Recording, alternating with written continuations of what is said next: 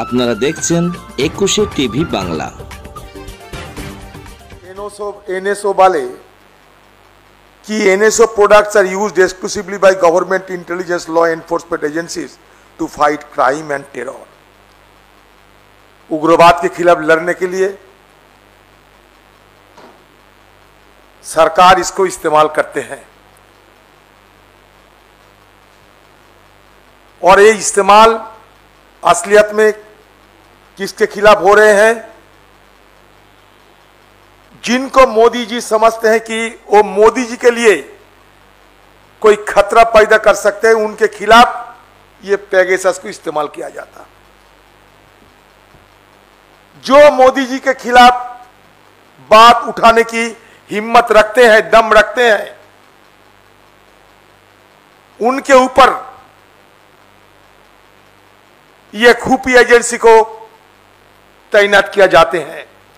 लभासा जी के खिलाफ, क्योंकि हमारे इलेक्शन कमिश्नर लभासी जी मोदी जी की पांव तले बैठ के उनकी आज्ञा मानने के लिए तैयार नहीं था, इसलिए पेगासस उनके खिलाफ इस्तेमाल किया गया।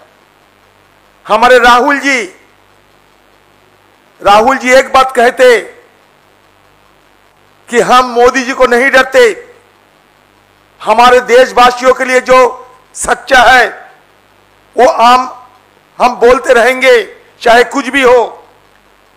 और ये कुछ भी होते हुए उन्हीं की परिवार के इंदिरा गांधी जी, राजीव गांधी जी को शहादत लेने पड़ी और उनकी परिवार के एक सदस्य के ऊपर आप खुफियागिरी कर रहे हैं, उनको उग्रवादी सोचते हुए उनके खिलाफ आप ये खुफियागिरी कर रहे हैं, पेगासस को इस्तेमाल कर रहे हैं।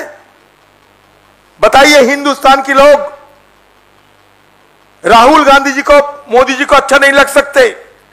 राहुल गांधी जी आपके खिलाफ सच्चा बात हिम्मत लेके कहते हैं, आपको पसंद नहीं होते हैं, हम जानते हैं, लेकिन इसका मतलब यह नहीं कि जिस परिवार हमारे देश के लिए कुर्बानी दिए हैं, जिन परिवार के लोगों ने, उन्हीं परिवार के सदस्य के ऊपर ये खुफियागिरी हो रहे हैं, देशवासी इनको मान्यता देंगे?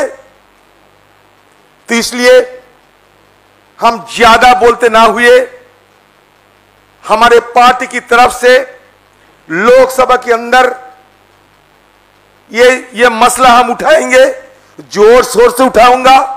आज गोलमोल तरीके से मंत्री जी एक बयान पेश किए हैं, बयान पेश करते ही वो भाग के निकल चुके।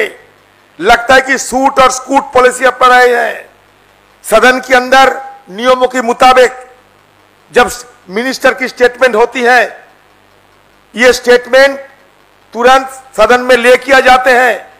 बिना ले किए गए मंत्री चले गए अपना स्टेटमेंट सदन में रखते हुए, हम लोग बाद में उनका स्टेटमेंट निकाला स्पीकर साहब से बात करते हुए।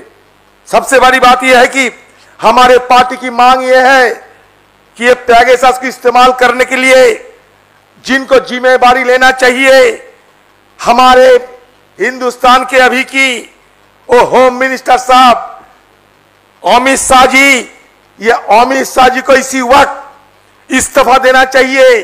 अगर हिंदुस्तान की सरकार की कोई मोरालिटी बचे हुए है, कोई नैतिकता बचे हुए हैं, तो तुरंत अमित शाह जी को रेजिग्नेशन देते हुए हिंदुस्तान के लोगों को सामने अपने को पेश किया जाए।